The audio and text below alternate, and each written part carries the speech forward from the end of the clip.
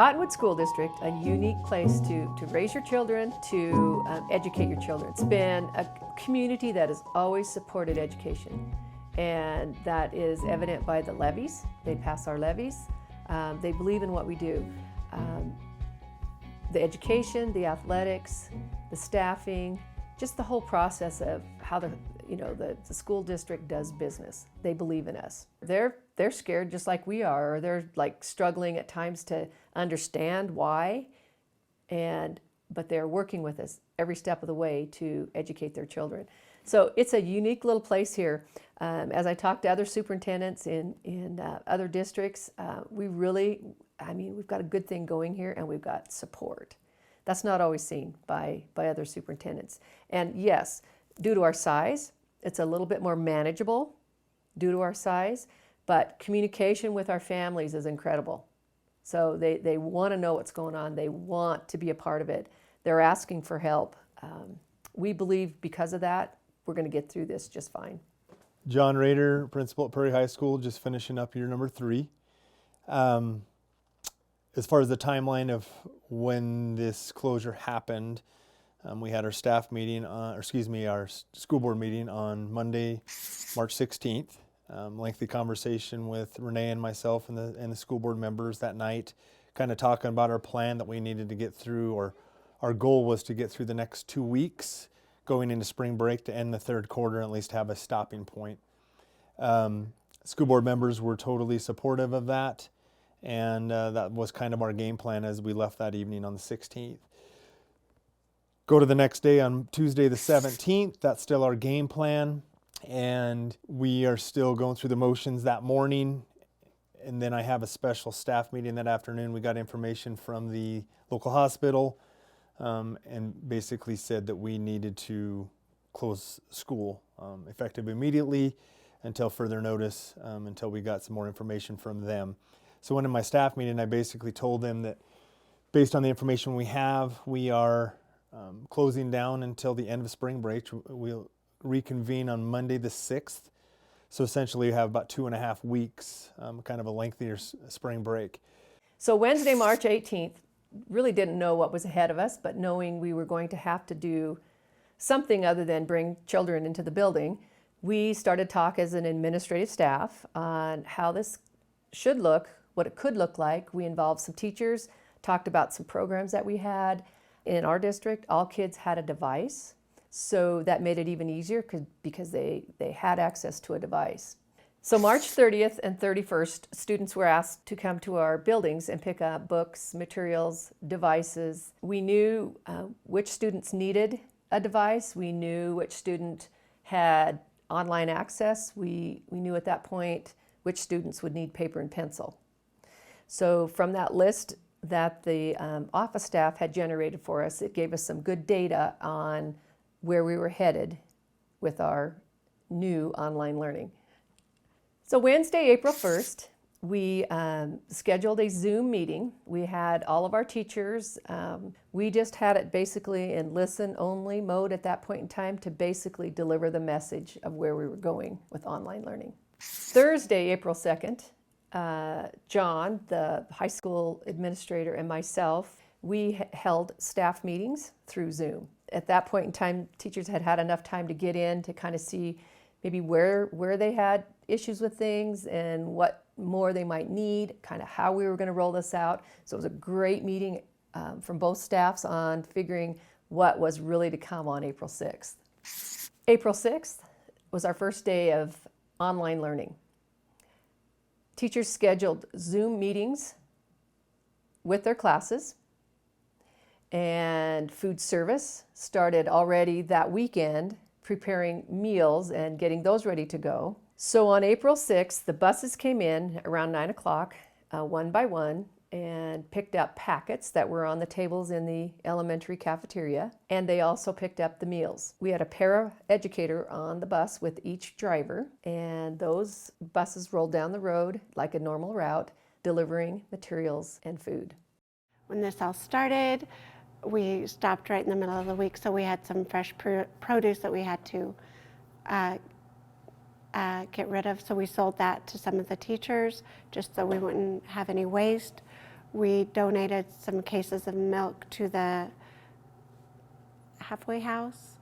And then once we realized we were not coming back after spring break, then we had to kind of figure out a menu that would still coincide with the state expects, but they did give us some waivers.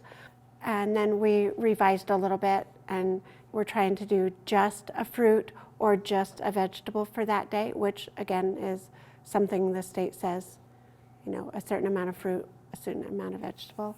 We definitely had to find more containers to send the lunches out in. And so that was a little bit of a scramble, but once we got that under control, that worked out really well. When we get our commodity shipments in, a lot of times half of it goes to the high school, half of it goes here. We've had to try to find room for it in just the elementary freezer here because we're preparing all the lunches here at the elementary. So there's 3 of us, Risa, Stacy, and I. So the first week was very chaotic. The first day was like crazy chaotic. Getting started with it, kind of saw it was coming, whatever. Talked to the bus drivers, let them know that this might be happening. So Aaron and I went out and drove a lot of the routes. We would start out away from school and work our way back in, picking kids up. We had to turn our rosters around and put them in order, which helped the cook staff also, as they knew how and how many in a family, but we had to turn our routes around for like when we drop off in the afternoon.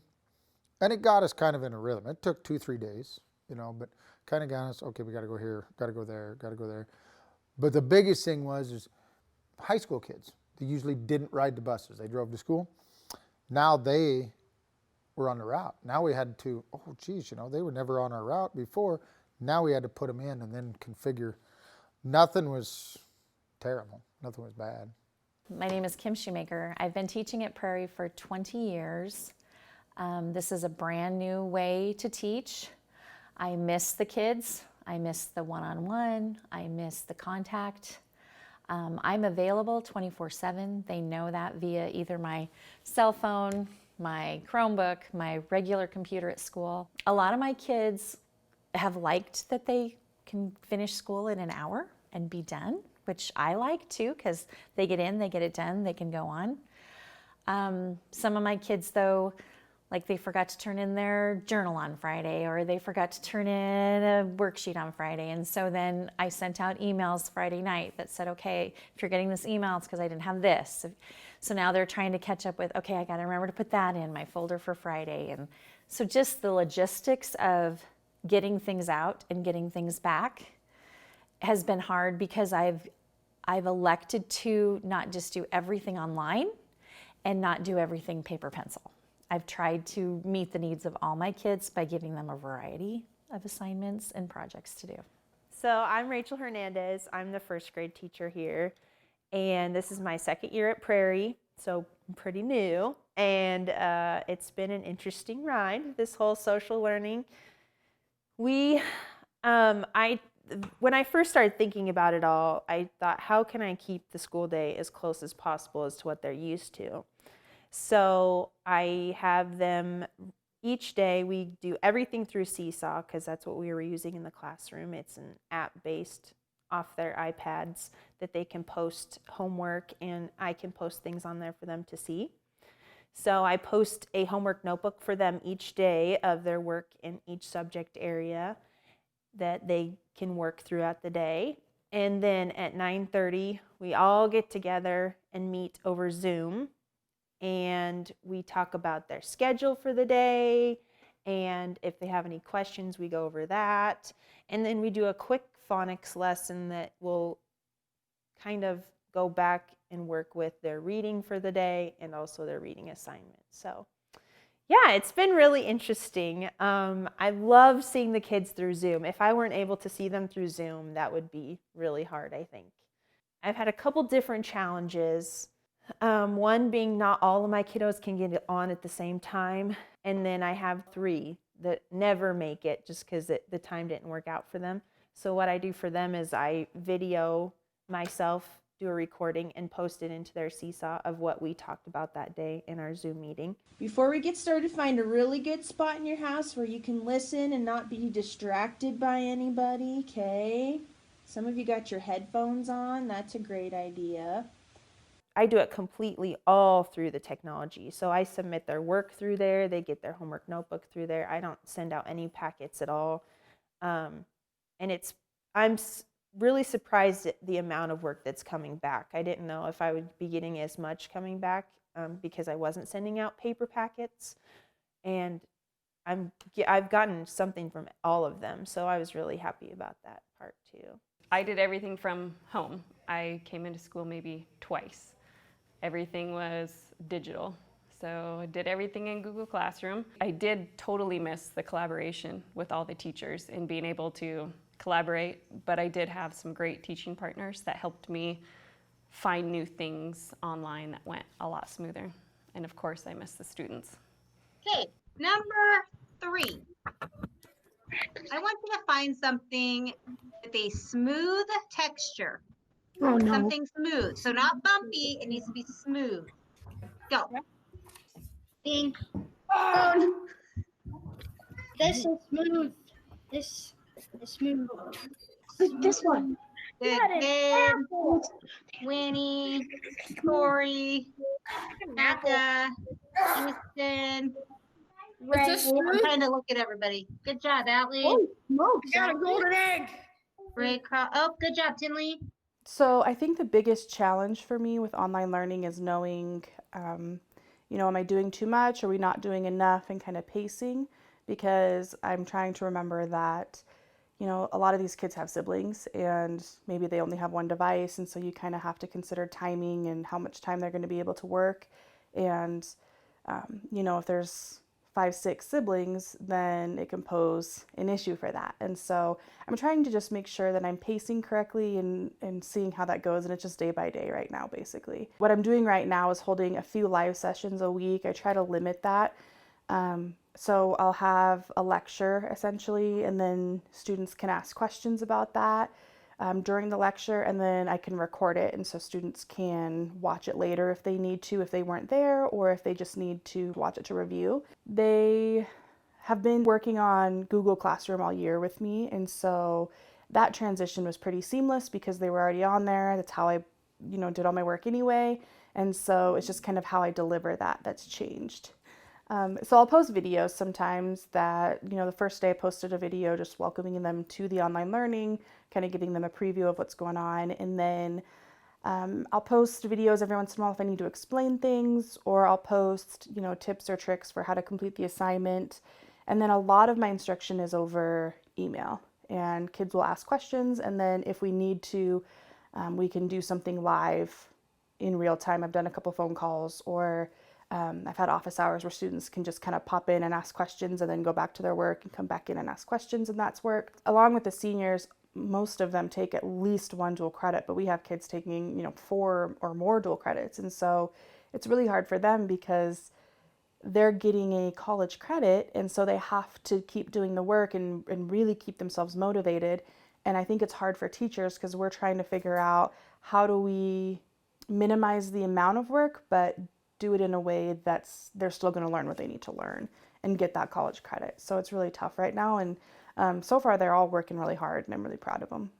It's not just students and teachers trying to get used to this, their parents are too. Some parents are home and some aren't, and all of a sudden they're having to try to help teach their kids, or motivate them and keep them on task, and it's hard for everyone, I think. My name is Erica Shears, and I have one kid. Isaac is in 1st grade, and he has Rachel Hernandez for a teacher.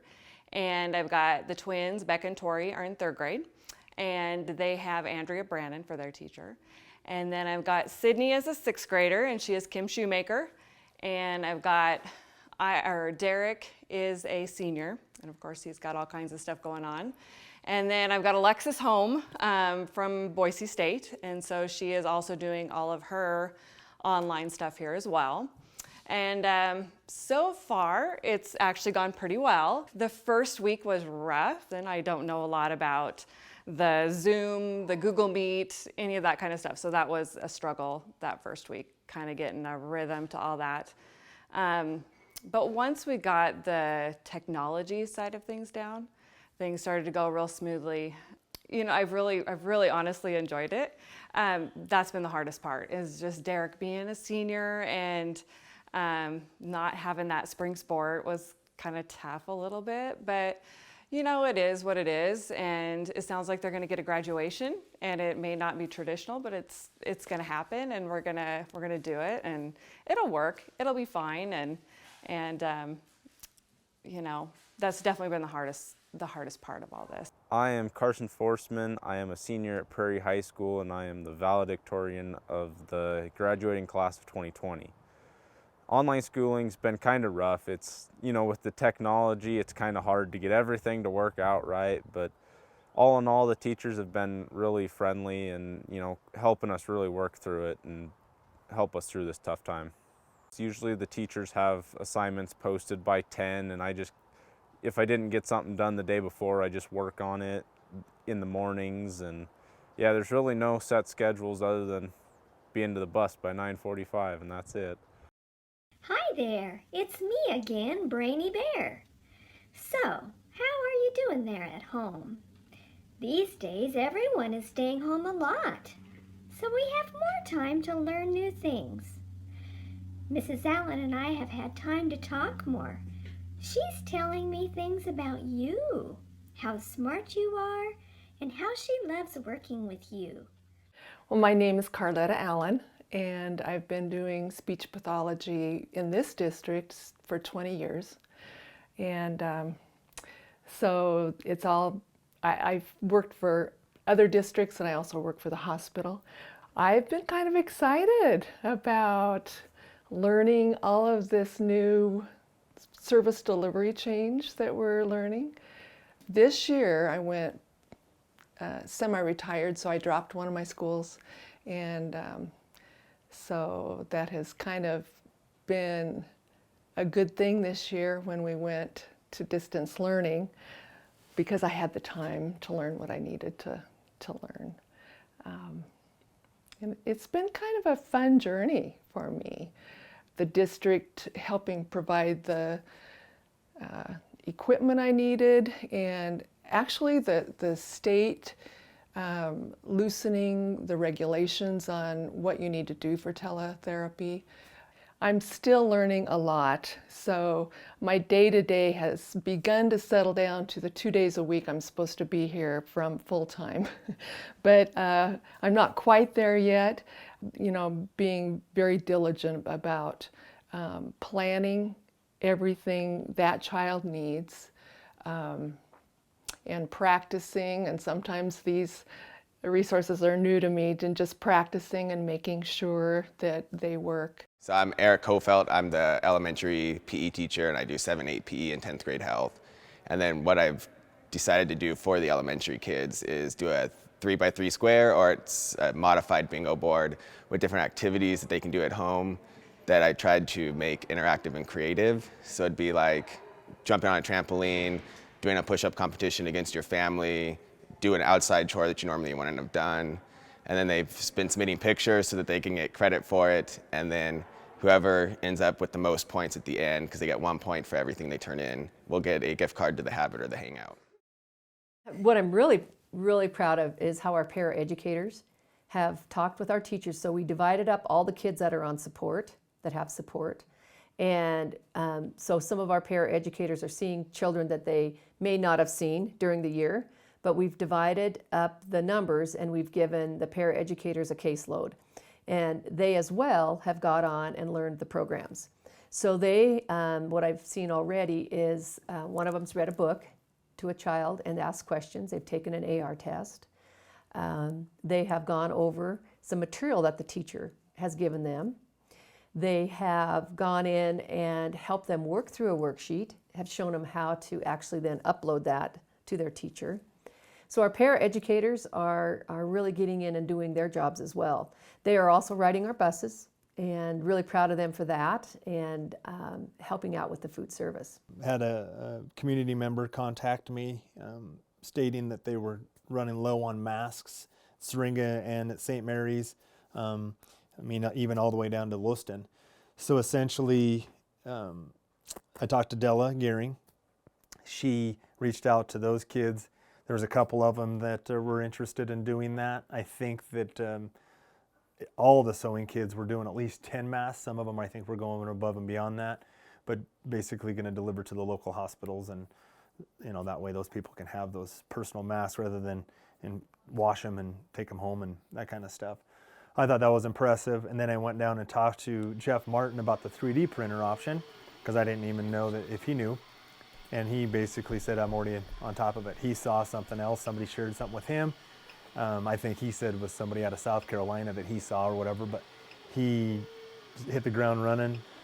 I mean, it's unreal what these teachers and what people have just gone above and beyond their jobs. And quite frankly, I think Jeff truly enjoys that kind of stuff, just getting online and just finding things out and in the tech classroom. And it's been very reassuring that we have people like that in the community willing to do that above their job. And then Della she took it upon herself, like, yeah, I'll make masks. Essentially, she was going to make them for the staff. Every staff member that was working down at the elementary, bus drivers and people that were going around on the buses. And then it kind of turned into, I think we can give one to every single staff member. And we may even be able to go their families or people down at the hospital. So it's kind of blown up, and which is a good blow up to go above and beyond. So it's been really good. So first of all, we had a board meeting Monday night, April 20th, and we talked about extending our soft closure. So after consideration of what might happen with the governor's address, number one being social distancing, the board and administration chose to extend the soft closure through May 29. So May 29 is also our graduation day. We are working on that as well to see what we can do based on the governor's social distancing guidelines. Today is April 23rd, and I just finished a governor's address, and he is working on how to open up our economy in stages. So very interesting. All of this really has a lot to do with social distancing, continue that, public gatherings, etc. So we believe after listening today, the decision to extend the closure through May 29th was really the best thing that we could have done. Today is June 1st. It's Monday. We have finished 8 weeks of online learning.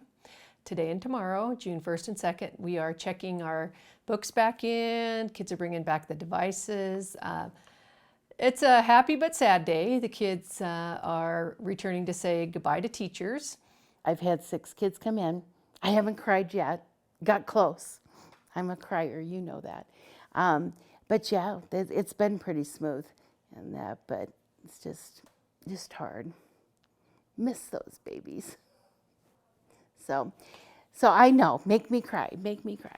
So no, they've been bringing in their devices and fixed up a bag for them to take home with all their stuff and gave them their little present and off they go. So quick in and out. So I sent out essentially the same sign out sheet that we had when we left on March 30th. I just basically combined 2 groups because we could have a larger group today. Just gave them their times, and honestly, other than the people that have emailed me personally and said I can't make this day, can I come tomorrow? I think we're at 100%. So I'm actually pleasantly surprised. Everything that a couple kids forgot a certain book, had to drive home, that kind of stuff, but for the most part, everything's been accounted for and handed in, so it's been pretty good. You know, it's kind of weird when you go into that situation where 2 months ago essentially, you left this place with all the stuff to go do online learning, and then all of a sudden 2 months later now everybody's checking everything back in, and you know, some of these kids are kind of been on that, when it's all said and done, almost a 5-month summer vacation, which could be tough on some people. So I'm hoping that next fall we're rolling with everything, and it's going to be, I mean, we might have a few hiccups here and there, but you know, we can only control what we control right now, and that's essentially what my mindset is right now. Let's get wrap up this school year. Let's focus on next school year here in the next month or so and kind of get dialed in. So that's where we're at. We are proud of the fact that the size of school district we were able to follow through with this online learning, and kids were able to get education, not exactly like it was when they were in the classroom, but we did educate kids for the last 8 weeks. So proud of that fact. And our plan at this point is that we will go back to school in the fall face-to-face. Most likely some modifications, but we will be back together face-to-face.